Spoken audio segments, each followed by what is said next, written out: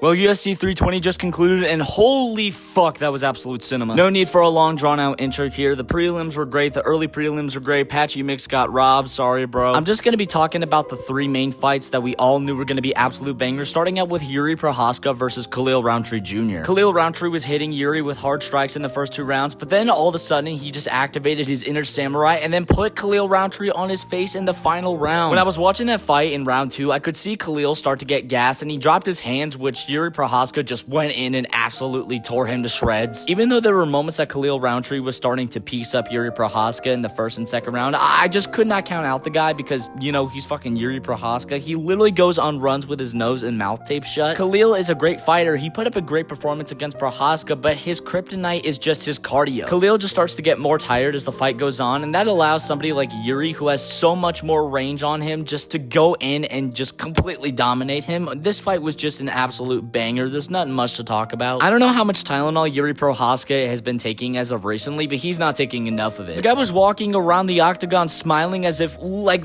Khalil was throwing nothing. Like, as if Khalil was literally just throwing punches made out of air. And, like, how is Yuri Prochazka a real person?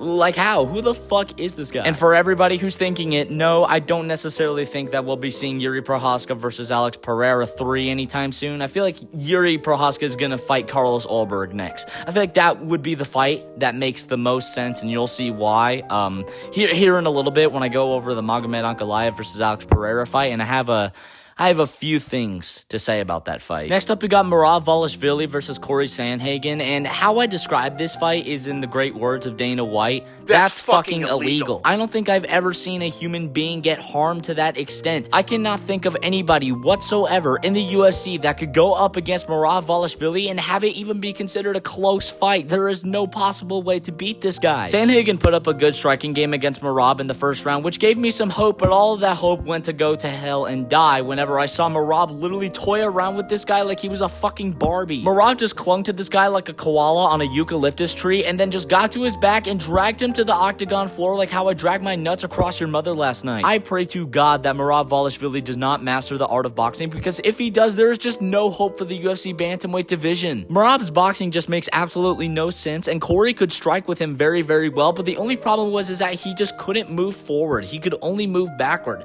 and you could probably just say, oh, move forward, but that's a thing. If you move forward with Marab, it is literally a death sentence. Walking towards Marab is literally like saying, bend me over like one of your Georgian girls. Like, there's just no possible way you can move forward with this guy and expect anything other than your ass getting on the mat. Dude, I honestly love Dvalishvili so much. Even though he's essentially annihilated the UFC bantamweight division, I love this guy because he's just an entertaining fighter, and I love him for it. He's not like half of the Dagestani guys in this sport that have the wrestling personality of a wet paper bag. He's just an entertaining guy who will drag you down to the mat by any means necessary. Oh, and also during this fight, he became the first ever UFC fighter to land 100 takedowns. That is fucking badonkulous. This guy is not even human. He is a damn xenomorph. He is literally improving and getting better with each fight. I love this about him. But like who can beat this guy? Genuinely, who can beat this guy? Let me know down in the comments below. Who can beat this guy? And finally, the thing that I've been wanting to talk about, Alex Pereira versus Magomed Ankalaev. If you guys didn't know, yes, I do actually have a face. And there's just a few things that I have to say really quickly. Wow! Let's fucking go, baby! Let's fucking go!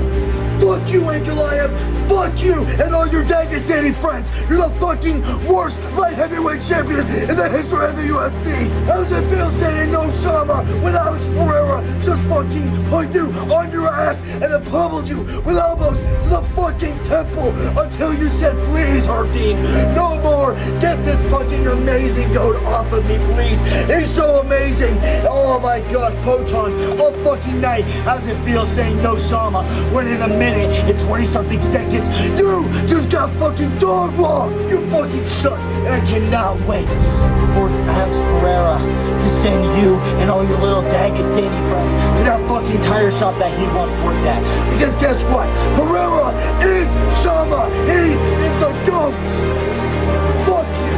Fuck you, Ankalaev! You suck! I never doubted Pereira for a fucking second. I loved you.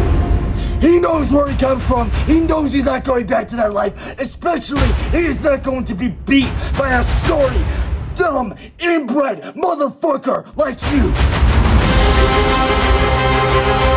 Okay, so there was low-key supposed to be like a fire, like epic video montage of like Alex Pereira beating the shit out of Ankalaev, but when I tried to put the video footage in, the video kept on getting blocked because it had video from the UFC like official account, and this video has been a pain in the ass to get out, and it's like 4 in the morning, so basically what I went on to go ahead and say is that I think Alex Pereira should fight Tom Aspinall next if Dana White can somehow get his thumb out of his ears and just schedule this fight so that Alex Pereira could potentially become the first ever 3-division champion in the world. Or maybe it'll happen against Cyril Gane. I don't know. It just depends on who wins against Tom Aspinall and Cyril Gane. But yeah, I definitely hope to see Alex Pereira versus Tom Aspinall if Tom Aspinall wins against Cyril Gane in his upcoming fight. Anyways, yeah, I'm tired. I'm going to go to bed. Goodbye.